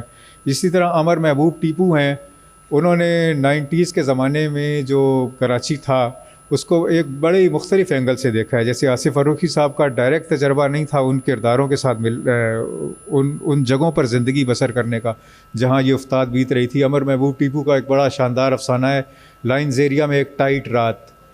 وہ ایک ٹائٹ رات سے ہی آپ دیکھیں کہ کراچی کی ایک مخصوص زبان بھی ہے اس میں، اور اس میں ایک آدمی ہے جو چھپنے کی کوشش کر رہا ہے پولیس سے، تو اس اینگل سے بھی ہے. محمد امین الدین کے اس طرح کے بہت سے افسانے ہیں. تو کسی شہر میں رہنا ہی کسی ادیب کا امتیاز نہیں ہوتا، بلکہ اگر وہ اس شہر میں رہ رہا ہے اور اس کی مکانیت اور اس کی زبان اس کے ہاں نہیں جھلک رہی تو ہم اس کی شہر سے وابستگی پر شک کر سکتے ہیں. لیکن جن افسانہ نگاروں کا میں نے ذکر کیا ان کو خاص طور پر کراچی والوں کو یاد رکھنا چاہیے، ان کو پڑھنا چاہیے، تاکہ ان کو کراچی کی مکانیت سے کرداروں کی جڑت اور کراچی کی کرداروں کی جو مخصوص زبان ہے اس سے وہ کردار کیسے ابھر کے سامنے آتے ہیں اس کا کچھ اندازہ ہو سکے. تو کچھ افسانہ نگاروں کا میں نے ذکر کیا. آپ سب کا بہت بہت شکریہ. بہت بہت شکریہ سید کاشف رضا. سید کاشف رضا نے جس طرح بھی تذکرہ کیا آصف فروخی صاحب کے افسانے سمندر کی چوری کا، کہ کہا گیا کہ جی وہ فوری موضوعات جو اس وقت موجود تھے ان پہ تحریر کر رہے تھے، اور بعد ازاں یوں محسوس ہوا کہ وہی موضوعات آفاقی موضوعات تھے. تو اس پہ مجھے نور الہدا شاہ صاحبہ کی بات یاد آ گئی کہ انہوں نے ایک اسی طرح پچھلی گزشتہ ایک کانفرنس میں کہا تھا کہ منٹو صاحب نے جب افسانے تحریر کرنے شروع کیے تو ان پہ ایک تنقید یہ بھی کی گئی کہ وہ صحافیانہ موضوعات پہ افسانے تحریر کر رہے ہیں. لیکن بعد ازاں یہ چیز سامنے آئی کہ حاضر کے موضوعات قاری کے دل کے زیادہ قریب، اور حاضر کا موضوع ہمیشہ کے لیے ایک آفاقی موضوع ہوتا ہے. تو وہ یہی وجہ ہے کہ منٹو نے عوام کی نبض کو تھاما، اس کی نبض کو جانچا اور عوام کے دل کے قریب ٹھہرے. علاوہ ازیں جس طرح سید کاشف رضا نے مختلف نقطہ ہائے نظر، جس طرح کراچی کے رات کے افسانوں کے حوالے سے کہ رات کو شہر کیسا لگتا ہے اس پہ بات کی، اور دیگر کہ کراچی سمندر کے حوالے سے کراچی کا حوالہ دیا، تو بہت سے نقطہ ہائے نظر جو ہیں وہ جتنے ہمہ جہت ایک شہر یا ایک موضوع کے اوپر خیالات موجود ہوں اتنا ہی زیادہ وہ اس کی تاثیر جو ہے وہ بڑھتی ہے. اس پہ چھوٹی سی میں بات کر کے بات آگے بڑھاؤں گا. وہ یہ کہ مہاتما بدھ جن کو بڑا درجہ اور مقام حاصل ہے، ان کے معتقدین کی نظر میں بھی، اور ان کی کہانیاں لکھی گئیں، ان پہ ناول لکھے گئے، صدارت سے لے کے بے شمار اور لکھے گئے. یہ بھی کہا اب آج کے دور میں یہ بھی کہا جاتا ہے کہ مہاتما بدھ جو اپنی بیگم کو، اپنی بیوی کو اور ایک بچے کو چھوڑ کے محل سے چلے گئے تھے، کاش کہ کبھی کوئی ان کی بیوی کے نقطہ نظر سے بھی ان کی کہانی لکھتا. یہ بات کر کے میں اب درخواست کروں گا اقبال خورشید، مدیر، افسانہ نگار، مترجم، ناول نگار اور ایک خوبصورت انسان، ان سے کہ وہ شوکت صدیقی صاحب جنہوں نے اپنے ناول خدا کی بستی میں کراچی کی جو شہری ثقافت کے اوپر ایک عمدہ فن پارہ تخلیق کیا، اور اس کے بعد مسلسل اپنی مختلف تخلیقات میں اس شہر کی اور پورے پاکستان کے مختلف شہروں اور قصبات کی جو ثقافت ہے اس کو سامنے لے کے آئے، ان کے حوالے سے اپنے خیالات کا اظہار کرے. اقبال خورشید صاحب. شروع اللہ کے بابرکت نام سے تمام احباب کی خدمت میں اقبال خورشید کا سلام. حضرات، شوکت صدیقی صاحب پہ مجھے اظہار خیال کرنا ہے. میری یہ حیثیت تو نہیں، مگر میں یہ بات اطمینان سے کہہ سکتا ہوں، اعتماد سے کہہ سکتا ہوں کہ اردو فکشن، بالخصوص اردو ناول کا تذکرہ شوکت صدیقی صاحب کے ذکر کے بغیر ادھورا ہے. تو اردو ناول جو ہے اس کی عمر لگ بھگ 1.25 برس ہو چکی ہے، اور اگر ہم دیکھیں کہ شوکت صدیقی کے ناول خاص طور پہ خدا کی بستی اس کے مرکز میں موجود ہے، کسی بلند قامت پہاڑ کی طرح، کسی ہمالیہ کی طرح. اور جیسے ہم نے کہا کہ خدا کی بستی کی ہم بات کرتے ہیں تو میرا دھیان، میرا خیال اپنی بستی کی طرف آتا ہے، آپ کی بستی کی طرف آتا ہے، آپ کے شہر کی طرف آتا ہے. اور مجھے لگتا ہے کہ خدا کی بستی کے جو مسائل ہیں وہی آپ کے شہر کے مسائل ہیں. اور جس طرح خدا کی بستی کے مصنف نے یہ خواہش کی کہ وہ مسائل حل ہوں، ایسی ہی خواہش ہمارے دلوں میں بھی ہے. تو یوں کہا جا سکتا ہے کہ ایک جانب جہاں شوکت صدیقی کے ذکر کے بغیر اردو فکشن کا ذکر ادھورا ہے، وہیں خدا کی بستی کے تذکرے کے ساتھ جو جشن کراچی ہے وہ مکمل ہوتا ہے، چونکہ وہ کراچی ہی کی کہانی ہے. صرف 1.5 صفحے کی تحریر ہے، کوشش کروں گا کہ جلد ختم ہو اور آپ سب مجھ سمیت اسد محمد خان صاحب کو سن سکیں. اردو کو لحاف اور ٹیڑھی لکیر جیسی یادگار تخلیقات دینے والی اس میں چغتائی نے جب یہ کہا تھا کہ شوکت صدیقی کا ناول خدا کی بستی دنیا کے ہر زبان کے ناول سے ٹکر لے سکتا ہے، تو وہ بڑی حد تک درست تھیں. اس ناول نے ان کو شدید متاثر کیا اور انہیں اردو پہ فخر محسوس ہونے لگا. اگر آج اس میں چغتائی زندہ ہوتی تو اس بات پہ خوشی محسوس کرتی کہ ان کی پیشگوئی بڑی حد تک حرف بحرف کہہ سکتے ہیں درست ثابت ہوئی کہ شوکت صدیقی کے شاہکار نے نہ صرف اردو زبان کو وقار بخشا بلکہ عالمی دنیا کے سامنے اردو فکشن کا مقدمہ بھی پیش کیا۔ ایک جانب جہاں اس نے 70 سے زائد ایڈیشنوں کے ساتھ اردو پڑھنے والوں میں اپنی مقبولیت قائم رکھی، وہیں 30 زبانوں میں ترجمہ ہو کے بین الاقوامی ادب کے منظرنامے میں اپنی موجودگی کا بھرپور احساس دلایا۔ یہ انگریزی، روسی، چینی، جاپانی، ہندی اور بنگلہ زبانوں میں پیش کیا گیا، اس کا ترجمہ ہوا۔ اس کے علاوہ ہندوستان کی مختلف علاقائی زبانوں میں بھی اس کی ٹرانسلیشنز دستیاب ہیں۔ اور جب ہم شوکت صدیقی صاحب کا 100واں یوم پیدائش منا چکے ہیں، میرے خیال میں یہ ناول اور متعلقہ ہو جاتا ہے۔ عبداللہ حسین صاحب نے کہا تھا کہ جو وقت ہے وہ ناول کا اصل امتحان ہے، یعنی یہ نقاد نہیں بلکہ جو ریڈر ہے یہ فیصلہ کرتا ہے، اور اخلاق احمد صاحب نے بھی ابھی یہی بات کہی۔ اسی طرح طاہر صاحب نے کہا تھا کہ کوئی ناول اگر 30 برس بعد بھی پڑھا جا رہا ہے تو وہ متعلقہ ہے۔ تو اگر ہم اس تناظر میں دیکھیں تو اردو کے پاس چند بڑے ناول تو ہیں، جیسے قرۃ العین حیدر کا آگ کا دریا، عبداللہ حسین کا اداس نسلیں، ختیجہ مستور کا آنگن، اور آج بھی اگر ہم دیکھتے ہیں کہ طاہر صاحب کا بہاؤ، یا تھوڑا اعتراض ہو سکتا ہے مگر بانو قدسیہ صاحبہ کا راجہ گدھ، یہ ناولس آج بھی پڑھے جا رہے ہیں۔ مگر جو زندگی شوکت صدیقی کے ناول کو ملی اس کی مثال کم ملتی ہے۔ چند ناقدین کا یہ خیال ہے کہ کچھ گزشتہ 50 برس یعنی نصف صدی میں جو ناولس لکھے گئے ان میں یہ سب سے زیادہ متعلقہ تھا، کیونکہ یہ اپنے اثر سے معاملہ کرتا ہے۔ اس میں تقسیم کے بعد ایک نئی ریاست میں جنم لینے والے طبقات، ان کے مسائل، وہاں موجود جبر اور امکانات کو پیش کرنے کی کوشش کی گئی ہے، اور ساتھ ہی ایک ایسی زبان اختیار کی گئی جو شعری لب و لہجے سے آزاد خالص فکشن کی نثر تھی، جہاں چھوٹے چھوٹے چست جملوں میں کہانی بیان کی جاتی تھی اور چیزوں کو غیر ضروری طور پہ مبہم یا تہدار نہیں بنایا جاتا تھا۔ اور یہی وجہ ہے کہ آج 60 برس ہو چکے ہیں اس ناول کو آئے، مگر یہ آج بھی پڑھا جاتا ہے۔ اگر آپ لوگ پڑھیں، خاص طور پہ نوجوان، تو مایوس نہیں ہوں گے۔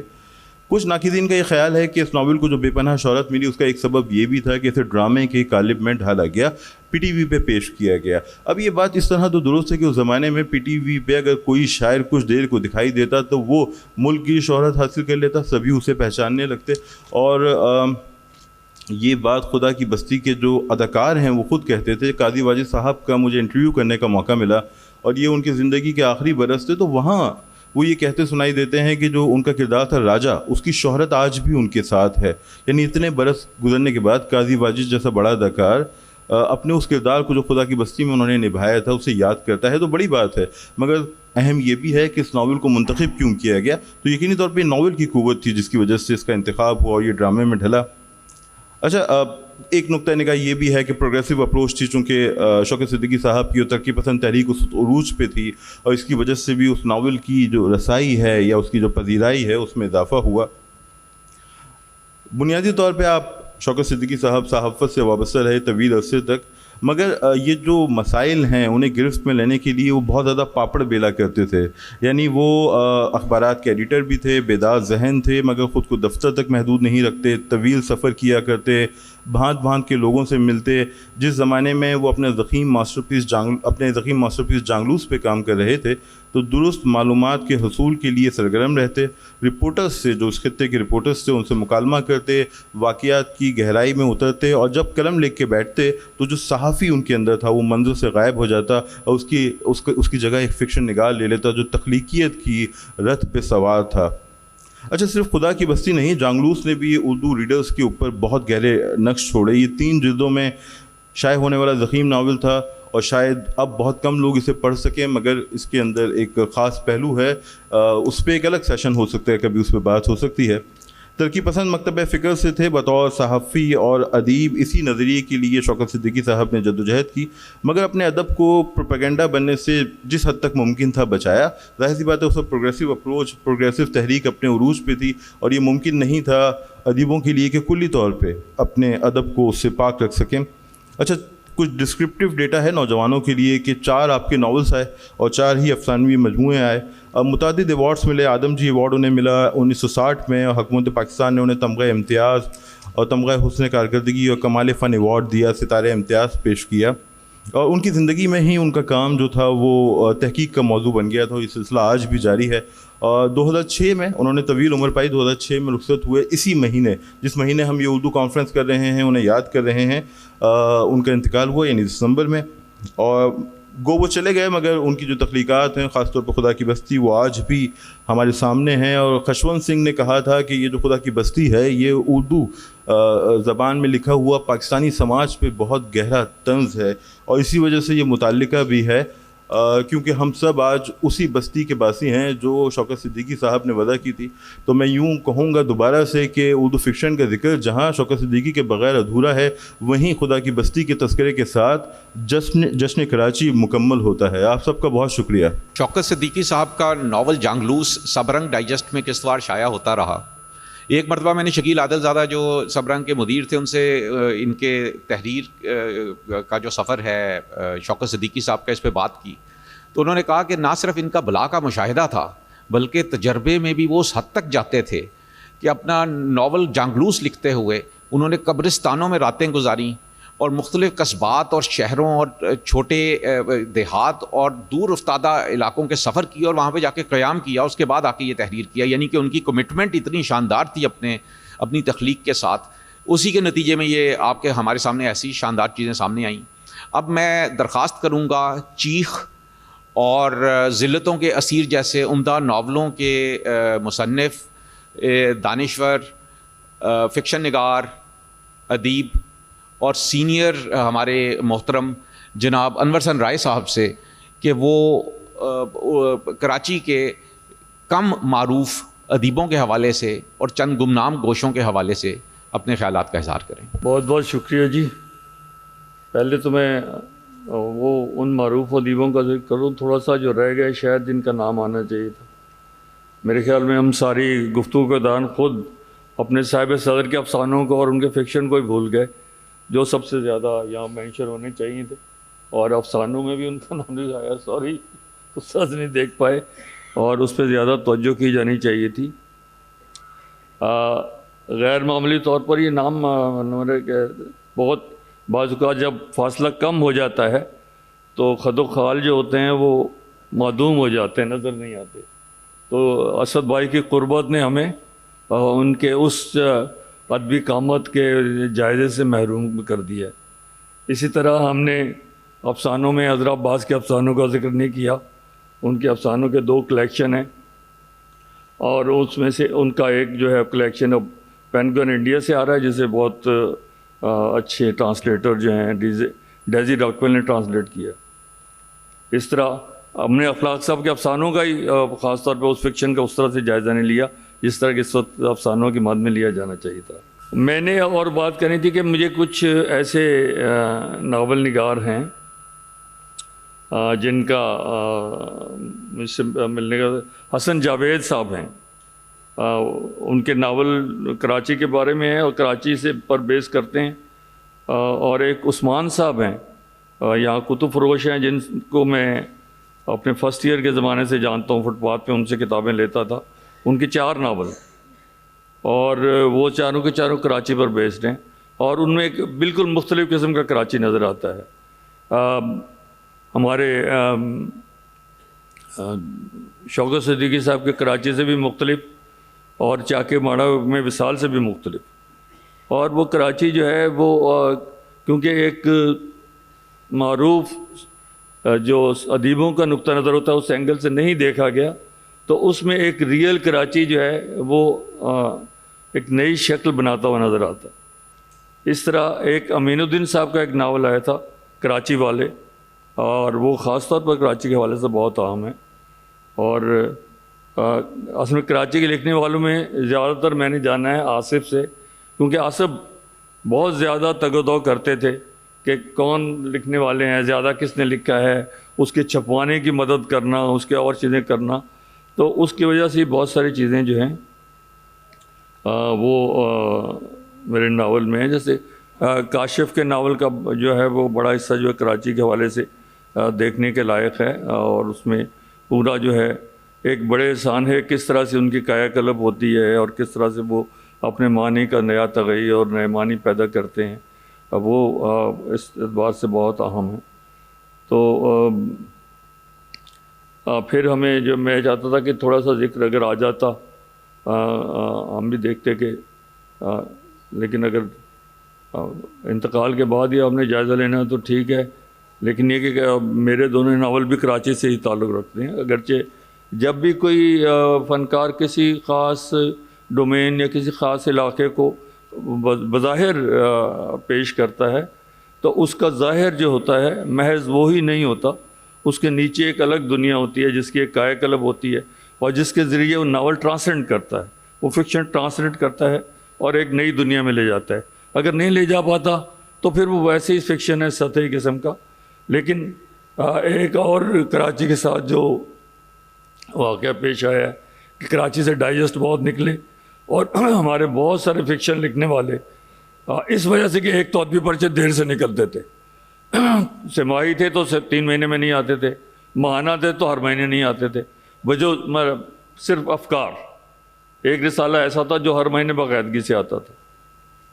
اس طرح سیپ نے بہت آبیاری کی کراچی میں فکشن لکھنے والوں کی، اور سیپ کے نکلنے میں ہمارے اسد بھائی کا بھی اور عبید اللہ علیم صاحب کا بہت ہاتھ تھا، اور عبید اللہ علیم صاحب کے حوالے سے اور بھی کئی پرچے نکلے، ناول سیریز نکلا، ذکاء الرحمان نے نکالا، اس میں بہت سارے نئے لکھنے والے سامنے آئے، اور پاکستانی ادب سعیدہ گزدر کا، اس کے ذریعے سے فکشن کی بہت ساری نئی شکلیں ہمارے سامنے آئیں، اور ان کا جان بھائی کا انشاء اور جمیل جالبی صاحب کا نیا دور، اور یہ ہیں جنہوں نے یہاں بہت ساری اس کی آبیاری کی، اور بہت سارے اس میں بہت سارا ایسا فکشن موجود ہے جس کو کہ کبھی کسی طور پر اکٹھا ہونا چاہیے، سامنے آنا چاہیے، اور اس سے ایک تو ہمیں یہ پتہ چلے گا کہ کراچی کے میں جتنے بھی ادیب اب ہیں ان کی ابتدا کس کس طرح سے ہوئی۔ بہت سارے ادیب تو ظاہر ہے جو نامور ادیب تھے جو ہمارے ماڈل رہے، وہ تقسیم کے نتیجے میں جو ہجرت یا نقل مکانی کی اور اس کے نتیجے میں یہاں آئے لوگ، وہ ایک بنی بنائی دنیا ساتھ لے کر آئے تھے۔ تو کراچی اس سے پہلے وہ شہر نہیں تھا جو 1947 کے بعد بنا، اور جس کی شکل اب نئی بنی ہے۔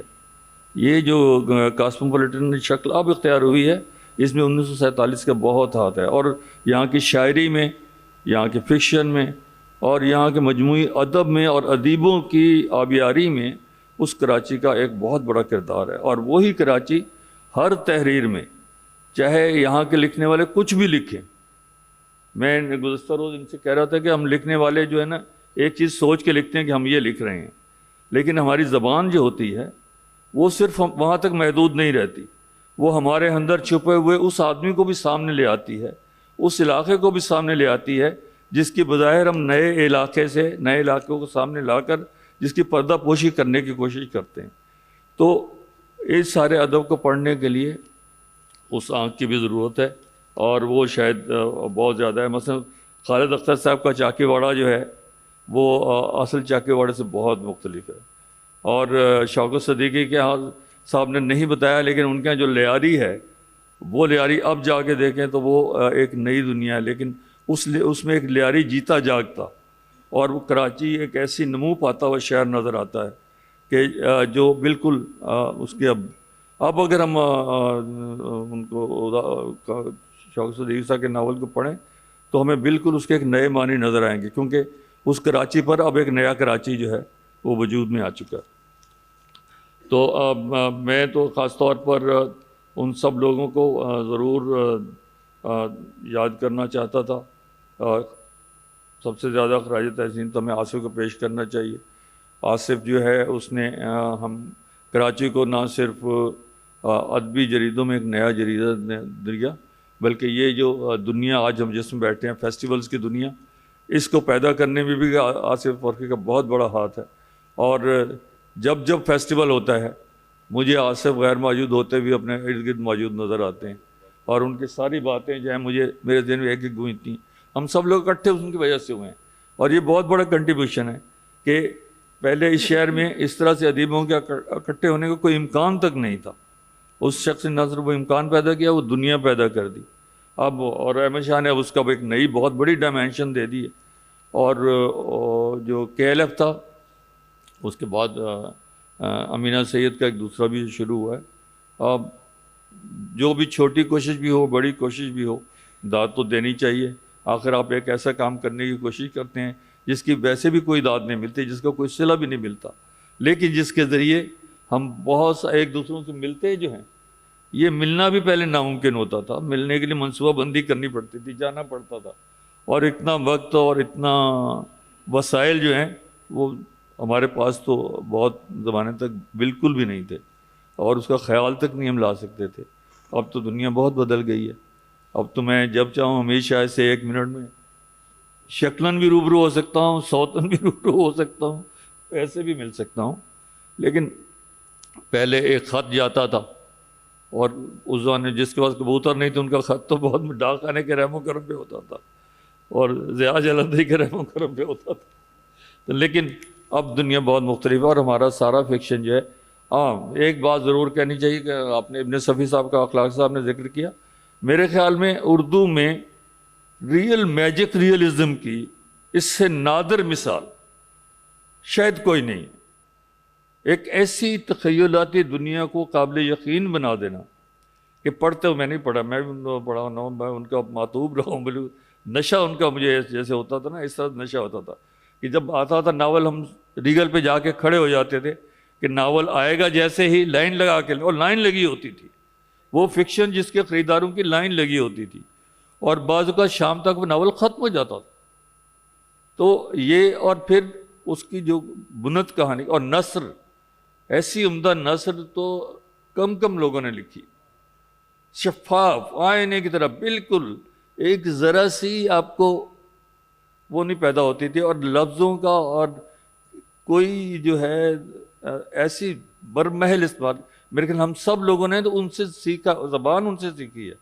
اگر دوسرا کنٹریبیوشن ڈائجسٹوں نے کیا ہے، جس میں شکیل عادل صاحب کو غیر معمولی طور پہ داد دینی چاہیے، کیونکہ انہوں نے بنیاد رکھی. اگرچہ جان بھائی کا جو ڈائجسٹ تھا اس سے شروعات ہوتی ہے، شکیل بھائی بھی وہیں سے ہی آئے تھے، لیکن انہوں نے ایک زبان کا ایک تصور قائم کیا، املا، لفظ درست لکھنے کی کوشش کی طرف لوگوں کو راغب کرنا، لوگوں کے بارے میں تو ہیں جی. تو یہ جو تھا، یہ چیز، اس کے نتیجے میں ہم سب لکھنے والوں کی تربیت ہوئی. اور یہ میرے خیال میں اگر ہم جو کچھ بھی لکھ پاتے ہیں اس میں ان سب لوگوں کا ذکر نہ کیا جائے تو شاید ہم اپنے ساتھ بھی زیادتی کریں گے، اپنی تاریخ کے ساتھ بھی زیادتی کریں گے، اور اس شہر کے ساتھ بھی زیادتی کریں گے. بہت بہت شکریہ انور حسن رائے صاحب. اب میں آخر میں آج کے میر محفل، آج کے سیشن کی صدارت کے سنگھاسن پہ براجمان، بلکہ اردو افسانے کی صدارت کے سنگھاسن پہ فروکش اسد محمد خان صاحب سے درخواست کروں گا کہ اپنے خیالات کا اظہار کریں. احسان مند ہوں کہ فکشن پر ایسے اچھے موضوع پر سب کو آپ نے یکجا کیا. فکشن میں نے اپنا گیت اور نظموں سے آغاز کیا تھا لکھنے کا. 4-5 برس تک کہانی نہیں لکھی تھی. ہاں، کمرشل کام میں کرتا تھا. وجہ اس کی یہ تھی کہ میرے پیرنٹس ہندوستان سے نہیں آئے تھے، اور میں سندھ میں سیٹل ہوا تھا اپنے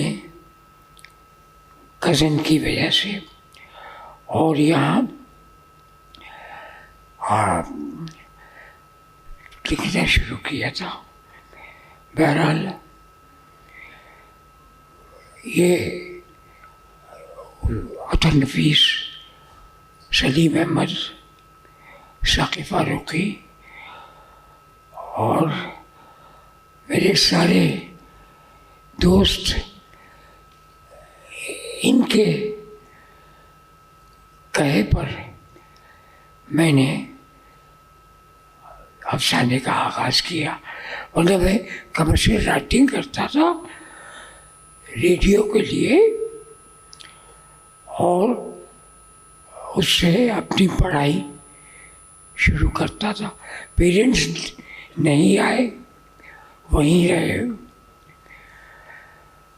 तो लेकिन इन सब दोस्तों की हिदायत और इनकी मोहब्बत के सलीम अहमद साहब ने, अल्लाह मग़फ़िरत करे, उन्होंने बहुत कुछ मुझे बताया कि मैं नस्ल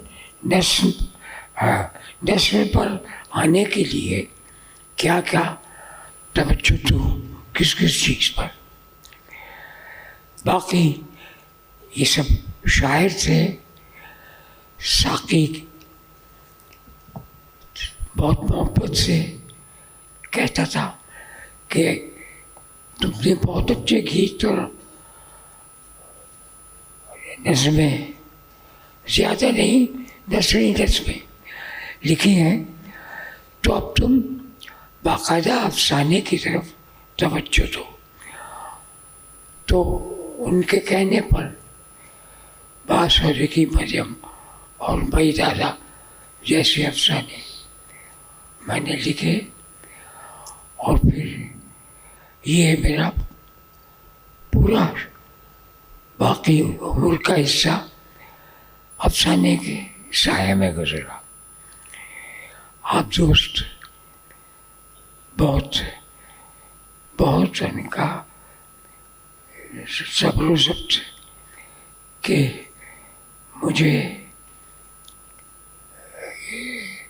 भगवान कुछ कहने को नहीं है, सिर्फ मैं शुक्रगुजार हूँ उन दोस्तों का कि जिन्होंने मेरी हौसला अफजाई की। शुक्रगुजार हूँ अपनी अहलिया का कि उन्होंने मुझसे ये कहा कि कमर्शियल से जान छोड़ाइए और आप अफसाने पर पूरी तवज्जो दीजिए। तो ये सब अल्लाह का शुक्र है कि 10-11 किताबें आ गई, जैसे कि एक गीतों और नज़्मों का रुके हुए सावन के नाम से। बस मैं शुक्रगुजार हूँ, और ये कुदरत की हिदायत है। बस बहुत शुक्रिया।